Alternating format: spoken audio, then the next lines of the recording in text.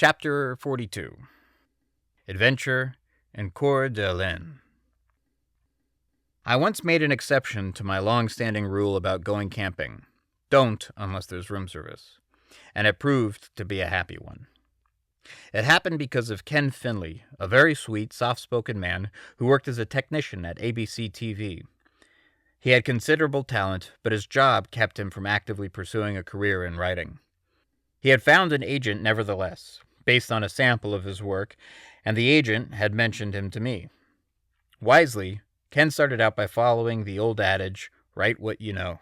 And what Ken knew was the history of Coeur d'Alene, Idaho, less than 100 miles from the Canadian border, where he was born, and some of his relatives still lived.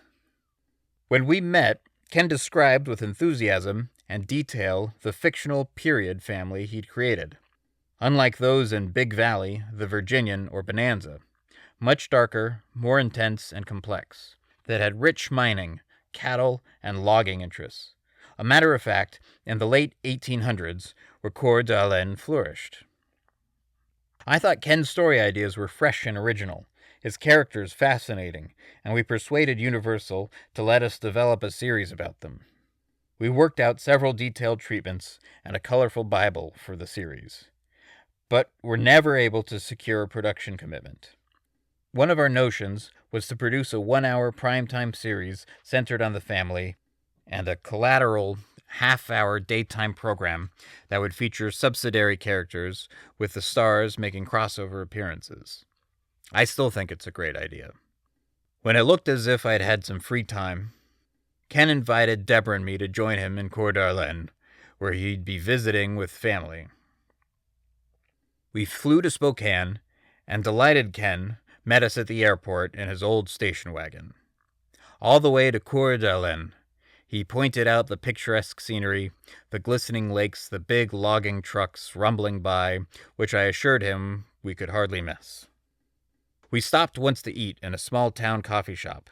It had a wooden floor and fans with flypaper hanging from the ceiling, an old-fashioned soda fountain with worn, old-fashioned red vinyl-covered stools, and an old-fashioned waitress behind it. There was a candy counter and a dusty comic book rack with old favorites we remembered from childhood. Come to think of it, they may have been the originals. We had huge sandwiches and really thick milkshakes. The glasses were in wire frame holders, and there was more in the ice-cold metal containers. When we hit the road again, the normally taciturn Ken never stopped talking, his energies restored by the refreshments and the nearness of his destination. Not quite so near, as it turned out. After some time, we turned off the pavement onto a dirt logging road that wound into the forest, narrowing until it became a trail barely wide enough for the car, then disappeared among the trees. Without hesitation, Ken steered after it, pausing to downshift, following the path he must have seen in his mind's eye from a memory. It was bumpy, shadowy, mysterious journey. We made our way deeper and deeper into the woods, crossing through streaks of sunlight and into shallow creek beds, keeping an eye out for elk, which Ken promised were nearby. After what seemed like an hour, with Ken slowing and shifting gears expertly and the growth thickening around us, the sun suddenly broke through the dark masses of treetops, and we emerged into a large clearing. In the middle of it, we saw a weather-beaten cabin right out of the 1800s, and, incongruously, several parked cars. A bunch of people were gathered around a couple of picnic tables that were covered with food. Children ran screaming and laughing in and out of the woods that backed up to the cabin, and 2 dogs stretched in a shadow patch. Ken parked and introduced us as everyone hurried to greet him. There were sisters and cousins and uncles and aunts. It was a full-blown family reunion. 2 of the aunts were quite elderly and still lived together alone in the cabin, except in the deepest winters, fending for themselves and shooting elk off the front porch. And they were all the adults, sipping martinis from fragile stemware, which they refilled from frosty pitchers. During the festive afternoon, the sun went down and it became chilly, but it took a while for the high spirits to subside. The good nights were hearty.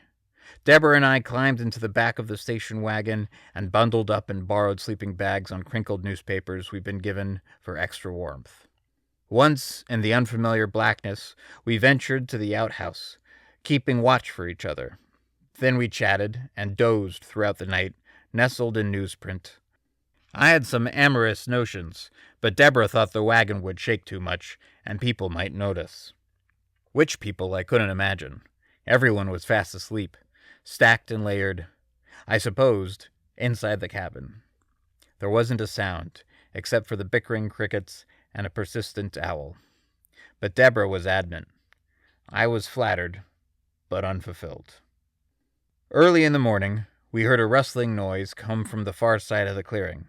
We wiped off the rear window and peered through the mist at a massive elk who'd come out of the woods to the aunt's salt lick. The next day, we left reluctantly to return to the real world, with hugs and good wishes from our newfound friends. So there's camping, and then there's camping. And that night in the Coeur d'Alene woods was better than any room service could ever be.